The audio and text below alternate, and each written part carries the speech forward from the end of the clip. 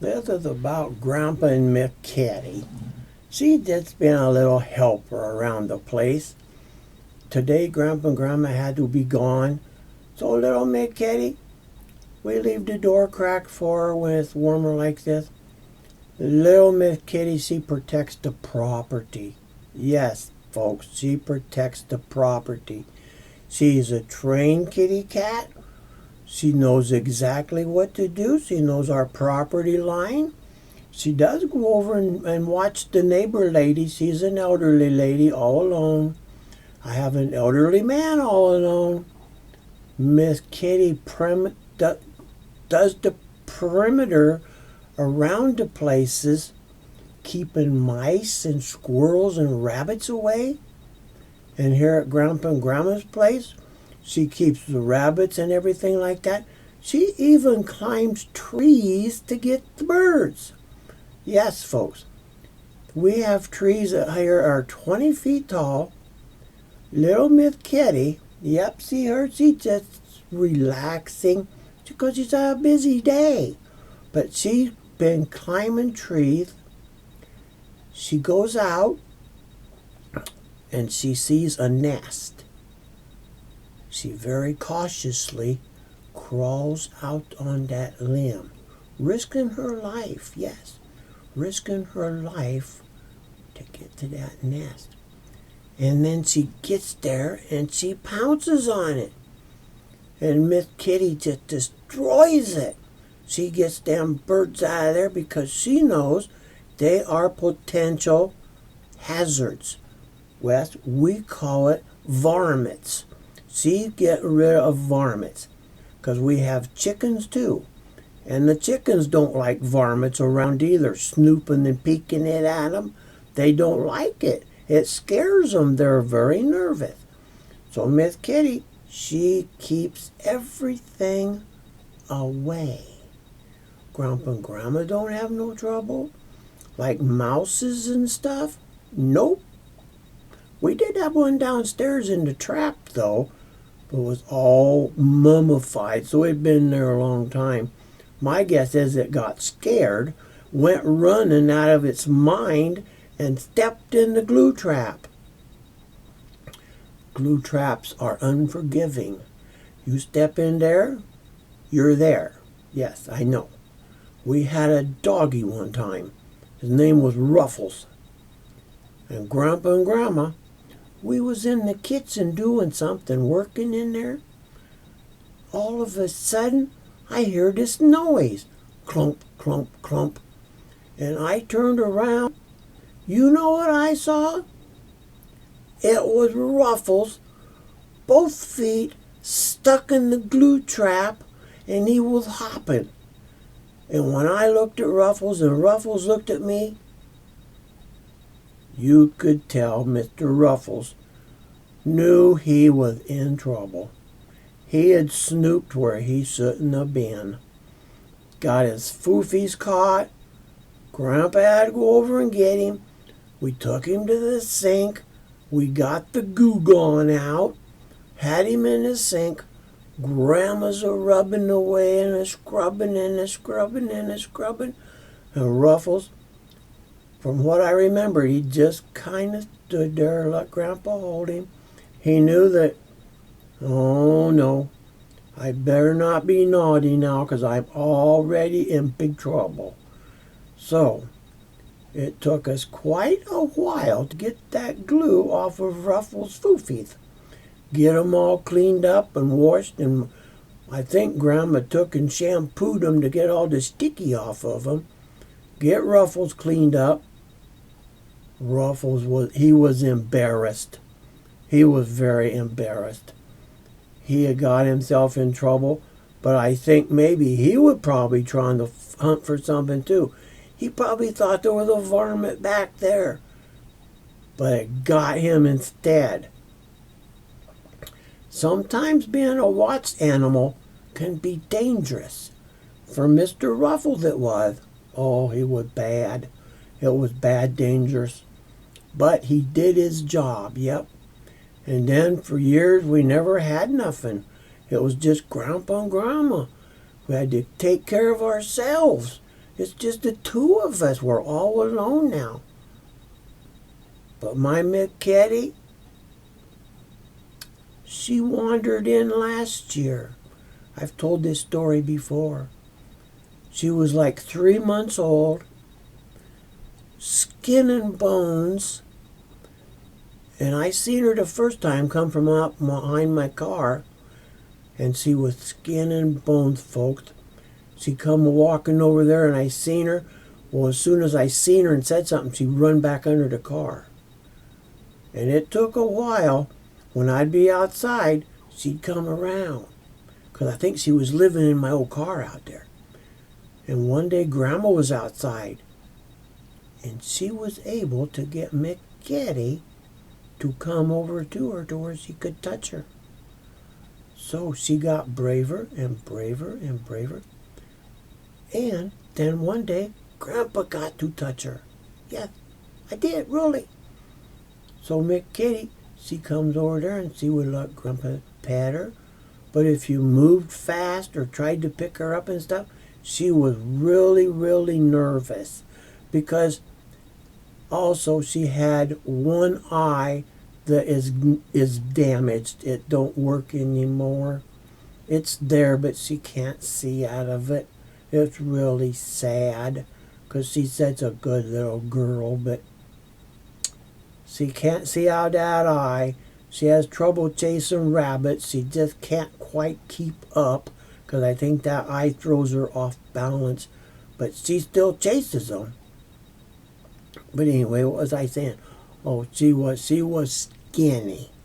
And we put some milk out for her. And she would nibble on it and nibble on it. Kept coming back. That's what they say. If you want to keep a cat, put food out. If you don't want to keep a cat, don't put food out. But we put food out for Mick Kitty, and she kept coming back and kept coming back. And she got better and better. She got bigger and bigger. She was just skinny, folks, like 3 months old, I said. And then, I think it was January, we took Miss Kitty to the veterinary to have her checked over after we figured out she was going to hang around for a while. Yeah, see, she got her eyes shut. She loves sitting on Grandpa's lap. She loved Grandpa and Grandma. A lot of times when I'm holding her, she watches Grandma on a computer. Grandma plays games, and Mick Kitty, she just sits there. She's mesmerized. She likes computers too, but she has trouble figuring out which buttons to punch. But anyway, took her to the vet. Mick Kitty had ear mites. Her ear was all yucky inside, and it stunk. It really stunk bad. So they put stuff in it, give her a shot, had a rabies shot, and everything she needed. She weighed 3 pounds at that time, people. She was just 3 pounds. And here we are, a little over a year later. This was a year ago last October, roughly. So Miss Kitty's a year and 4 months, say. I don't know what she weighs now, but she's a hefty little girl. She likes to eat. She goes out and gets varmints. She eats Grandpa and Grandma because she's got kitty food. She likes her kitty food and water. And then I give her num-nums in the morning. Little cans with like tuna and stuff in them.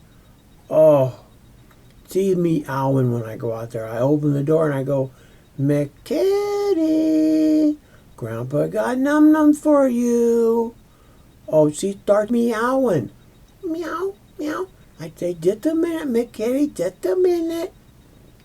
Yes, I talking about you. And I put those num-nums in the spoon and I go to put them down there. Mick Kitty knows what I'm doing. She's a meowing and jumping around. And I put it in there. Oh, Mick Kitty, she just eats away. She likes her num-nums.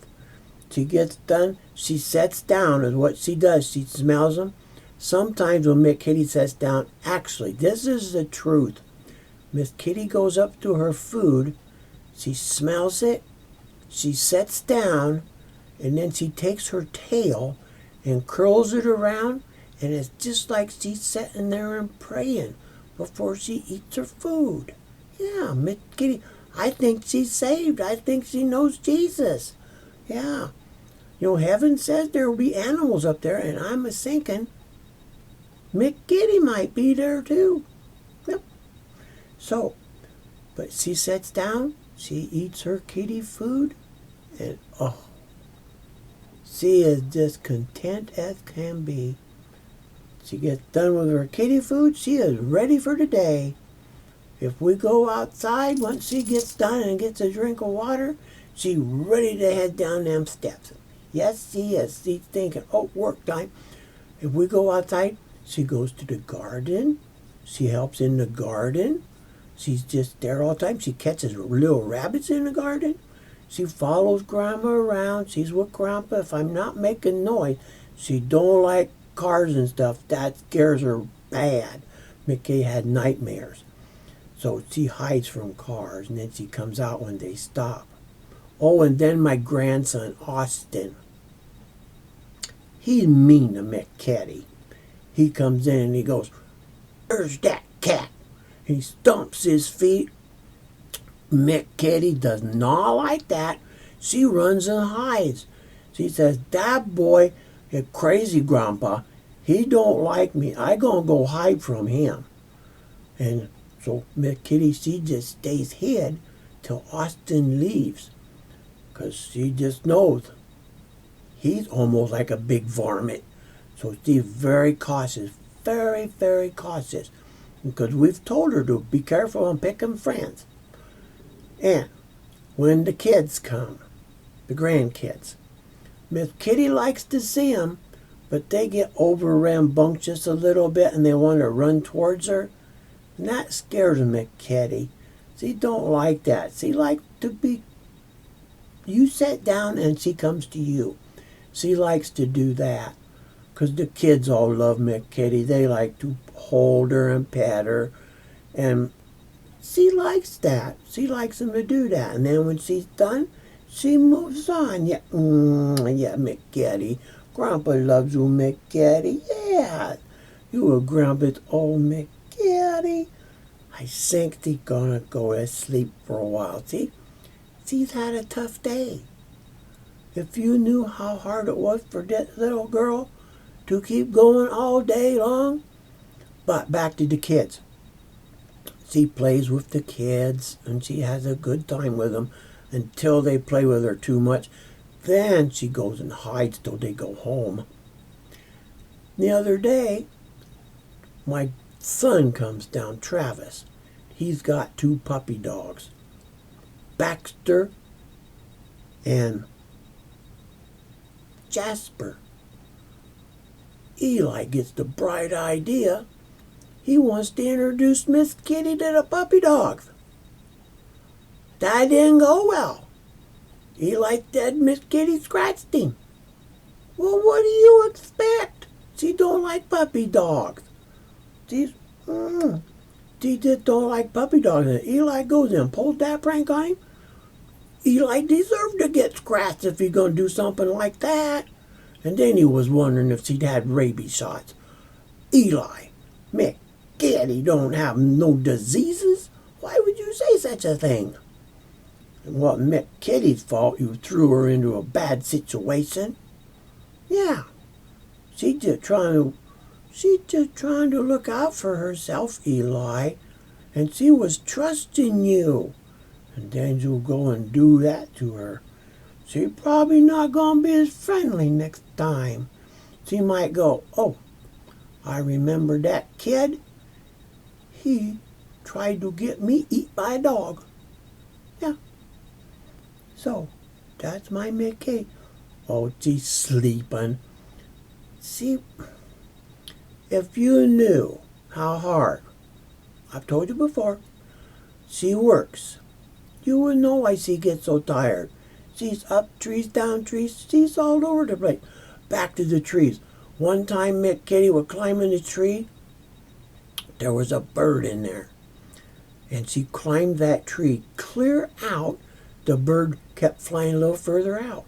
Mick Kitty very cautiously and quietly was crawling out there, closer and closer and closer, and the bird went further out.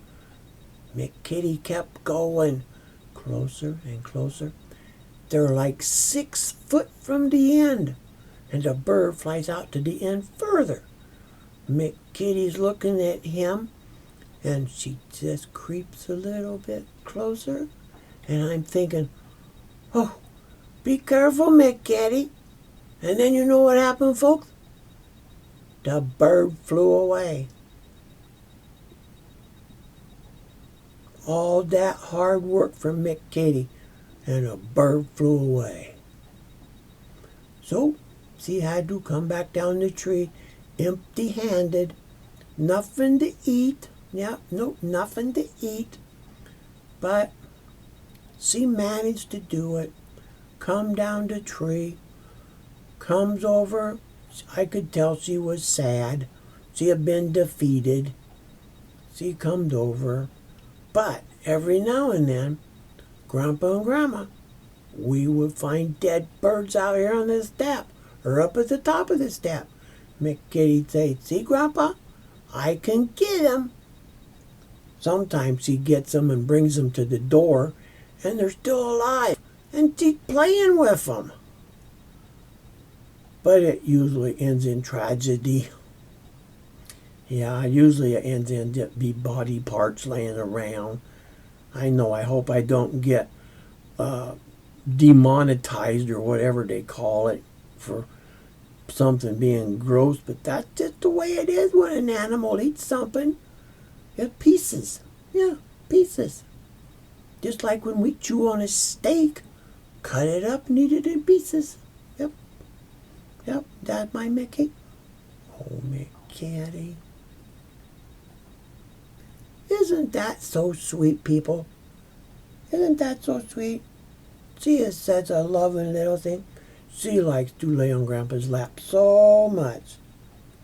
So much, and she's got one eye closed. Yeah, that's my Mick Kitty. Well, folks, I think that's all I have for the Wiley family adventures now. Got the chickens, been keeping them warm. I got a thermometer for the chickens' house. It's 52 degrees in there. Got heat lamps so their water don't freeze. They get feed in there. We give them scratch, which is corn and bird seed and other stuff. They really like that. Keeps them warm in the wintertime. Yep, keep them warm in the wintertime. They eat that scratch. They wait for Grandpa to come home and eat it. I give them some the night we got home. It was almost dark. It didn't matter if it was almost dark. They were going to have scratch. Put it on the ground. There they go. At it. Just pecked in the way. Go outside. Because I got some.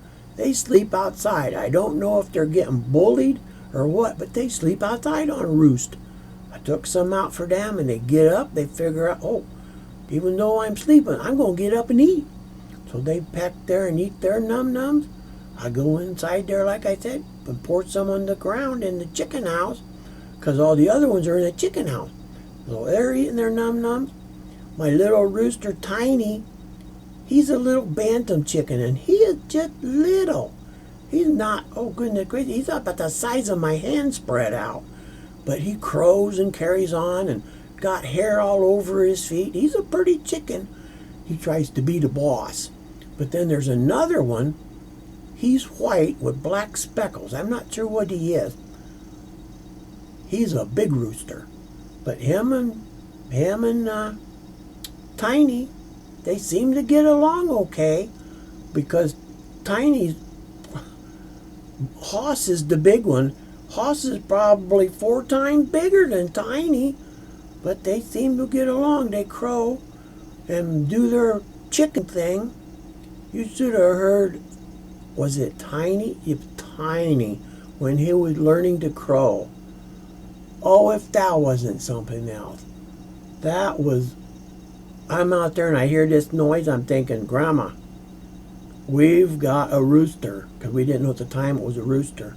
When we got Tiny and his sister, they were bantams, One was a hen, and one wouldn't lay an egg. That's what they called them. Then we got two other ones that were supposed to be hens. Well, it turns out Tiny's a rooster. The other one lays an egg, and she's a pretty chicken. And then the other ones, two, those to be hens, one is Hoss, which is a monster, and the other one's a chicken, a hen, and she lays eggs. I want to get some eggs from this one chicken, and hopefully Tiny's doing some work, and see what kind of babies we can get, because I think they would be pretty cool looking. And them little rascals, they laying eggs like the dickens. We get at least a dozen a day, sometimes 17. If I keep the nest clean and everything, them little rascals, they just keep plucking them out. Yep, they do. And if the nests get dirty, you got to keep bedding in them, because they'll break them, and you don't, because their feet, they step on them and stuff, and it makes it hard, and they roll them around and they break them. Then if they break them, they start eating them. You don't want chickens to eat eggs. You don't want them to like eggs, because that can turn into being bad habit. So we have to watch the chickens. So they're doing good. Yep, they're doing real good, as long as they get their num-nums and stuff. And water. Got my thermostats in there, 52 degrees. That's pretty good for chickens in the wintertime when it gets down to 19 below. Probably spoiled, but they're sure doing a good job for Grandpa and Grandma. So that's what matters. Okay, well, I think Miss Kitty is ready to go out to her. Well, she would probably sleep right here if Grandpa would stay here. But I think she's ready to go to her house. Oh, Mick Kitty's getting nervous. You want to tell everybody goodbye, Mick Kitty? Say good night. Do you want to tell them good night? Here, let's get up here close. Here, Mick Kitty. Say good night, everybody. I get into Mick Kitty. Yeah, Mick Kitty. She gets so tired. Good night, everybody. It's time for Mick Kitty to go to bed. So, oh yes, I heard that. Did that? You gotta go potty? Okay, I hurry in. Oh dear, I gotta wrestle. Oh, Mick Kitty.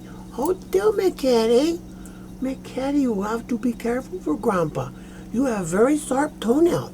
Grandpa getting ready to shut this off. How's Grandpa shut it off? Right here. Okay, well, so long from Family Adventures, Wiley Family Adventures. Have a good day, and we'll talk to you later. Bye-bye. Bye-bye, everybody. Yep, bye.